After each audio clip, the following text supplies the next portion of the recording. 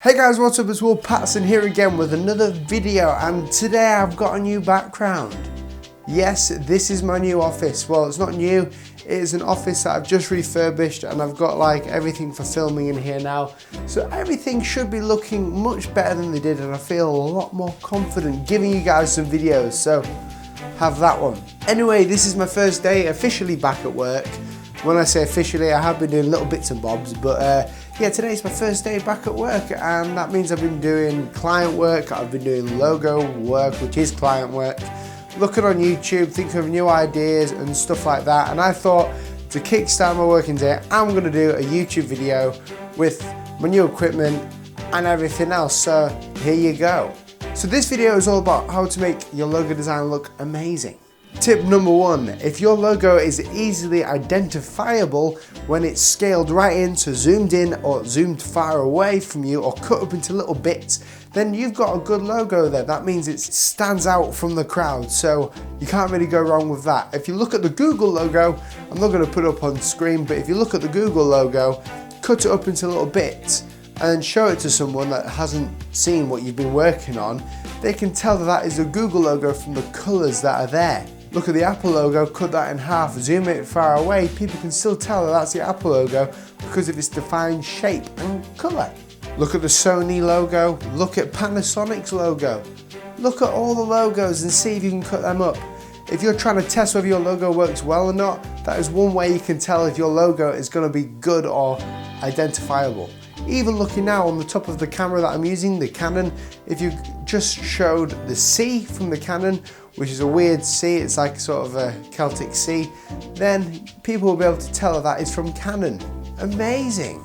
Tip number two for creating a good logo design, make sure you conceptualize it. I haven't heard this very much out in the community of graphic designers on the internet. What I do know personally is that I always want to conceptualize my logo, and that means to create a concept before trying to make one.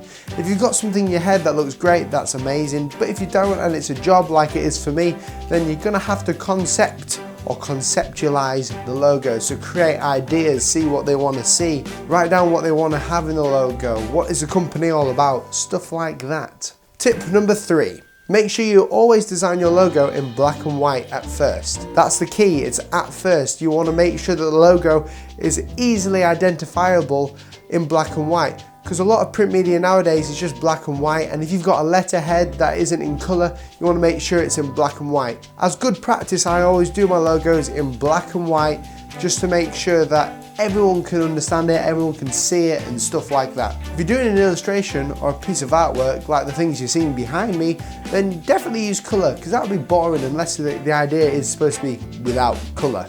Tip number four, do a lot of research. If you're creating a logo for a company, this is especially important, but doing it for yourself, it isn't really. You'll know what you want and you'll know what you like, and that's what it's all about. You yourself would be the client. But if the client is there asking for something, do some research into the logo, show it some love and actually get behind the idea of the client. That is especially important.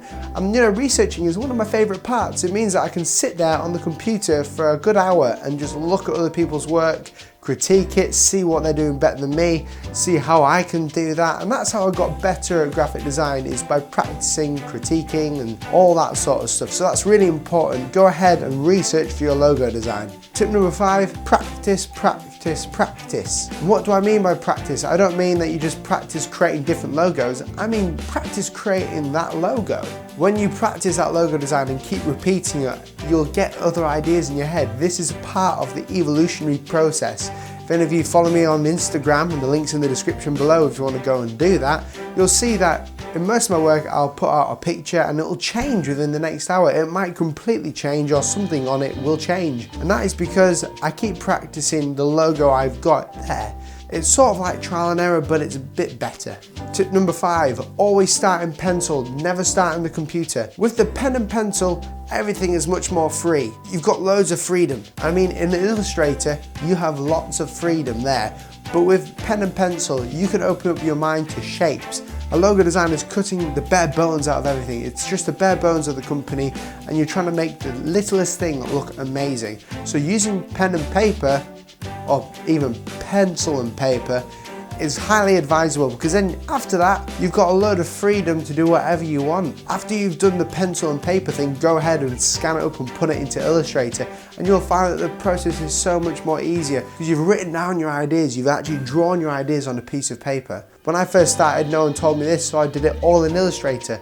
Now, I spend most of my time in my sketchbook and then doing little evolutionary processes within Illustrator. The last and final tip I'll give you, which is probably the best tip I can ever give you, is do not design your logos within Photoshop, because that's wrong. I'm not trying to be mean with anyone, but that is wrong and it should never be done. It's like a sin, to me anyway.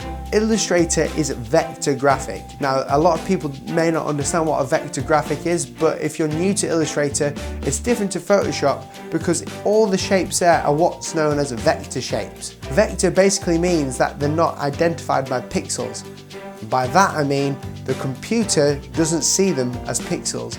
It sees each shape as a mathematical equation. So no matter how big you blow that image up or that shape up, it's going to stay the exact same quality because the areas and the borders are marked with maths.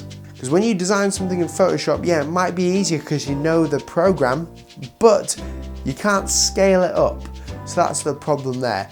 And Illustrator is just way more fun to use than Photoshop anyway. Okay, that's it for me. Thank you so much for watching. This is just part of a video. I thought I'd give you some tips on logo designs. Also, if you want to just get good at logo designs, make sure you hit the description below, because I'm doing right now, actually, I've been working on a logo design course, and the link will be in the description later on, and I'll give it a big tweet. So follow me on Twitter, it's all in the description below. Get down there, get the links there, and you'll be able to check out the logo design course, and you'll be able to see exactly how I do everything. Anyway, thanks so much for watching. I'll catch you in the next video. Stay cool. In a bit.